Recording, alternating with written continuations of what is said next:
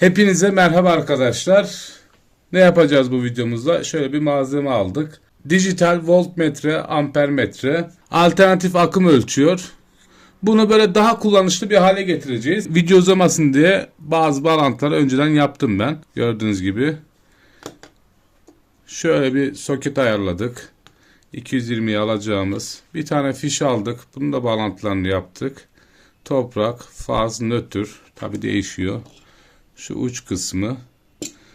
Şunları kullanacağız. Bir tane sağ olsun Furkan bize, kendisine selamlarımı iletiyorum, kutu verdi. Saat kutusu. Şöyle deliklerini hazırladım. Bir deliği yapmadım. Şu soketin gireceği. Onu da videoda size göstermek için beklettim. Şimdi toplamaya başlayalım. Bu parça buradan girecek, bizim göstergemiz.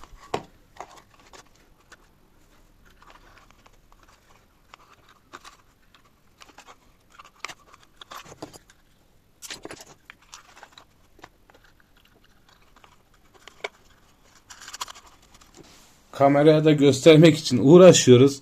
Ondan sonra dedim dur.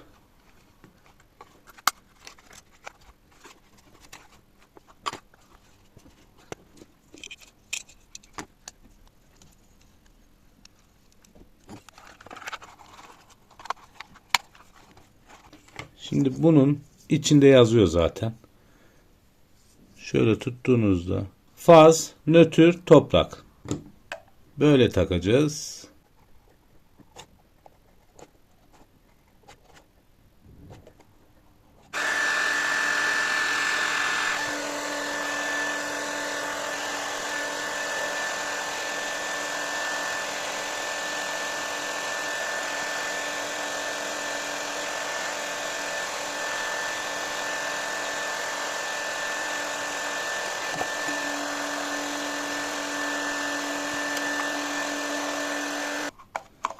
Gayet güzel oldu.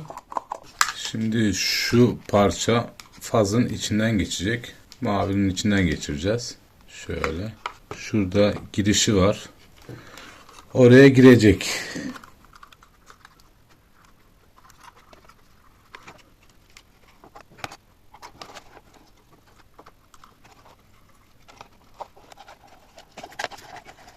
Lehimleme için hazırız. İçine bir sünger tıkıştırdım. Neden? Ampermetrenin çemberi sağa sola çarpıp işte takır tukur ses yapmasın diye. Altına biraz da iğren yapıştırıcı sürdüm. Şimdi bunu lehimleyeceğiz. Şimdi faz, nötr, toprak. Yani mavi buraya, kahverengi buraya, bunu da buraya lehimleyeceğiz. Takacağımız kablo da aynı şekilde zaten. Güven kontrolü mani değildir. L, N, toprak. Yani şöyle takılıyor. LN toprak. Kabloları ince kullanmamak lazım. Ben bir elektrik kablosundan söktüm. Yani 220 voltta beslenen bir cihazın kablosundan söktüm. Parayla da satın alabilirsiniz.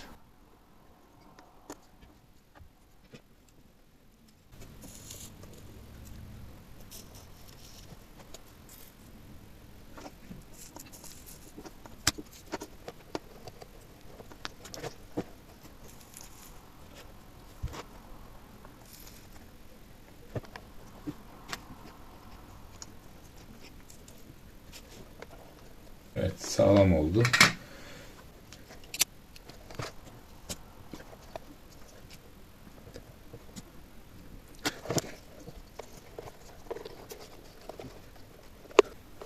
Buna da biraz yapıştırıcı sürüp bitirelim.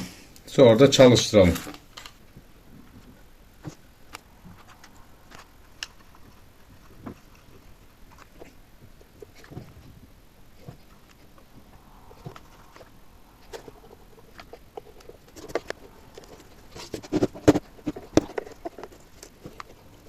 Evet, deneyelim bakalım oldu mu, olmadı mı, ne oldu?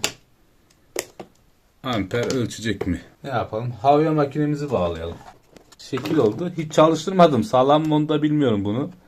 Sağlamdır herhalde. Bunu çevirmemiz lazım. Kimse de demiyor ters taktın diye. Desenize arkadaş. Neyse onu düzeltiriz. Gerçi bu cihazlar çok düşük amper çekiyor. Böyle daha çok amper çeken neyi var? Sıcak hava tabancası. Gürültülü biraz.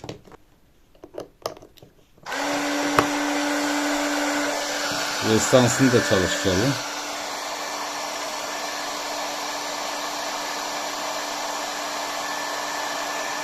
Fan 0.2-0.3 amper çekiyor. Miliamper diyelim. 239 voltta elektrik çekiyormuş. Yani güzel bir cihaz oldu. Ben beğendim. Yani böyle bir şey alıp ufak tefek parçalarla pahalı bir cihaz haline getirebilirsiniz. Easy mi? Easy tabii ki de. Videomu burada son veriyorum. YouTube kanalıma abone olarak destek verirseniz sevinirim. Başka bir videomuzda görüşmek üzere. Hepinize sağlıklı, mutlu, güzel günler dilerim. Hoşça kalın.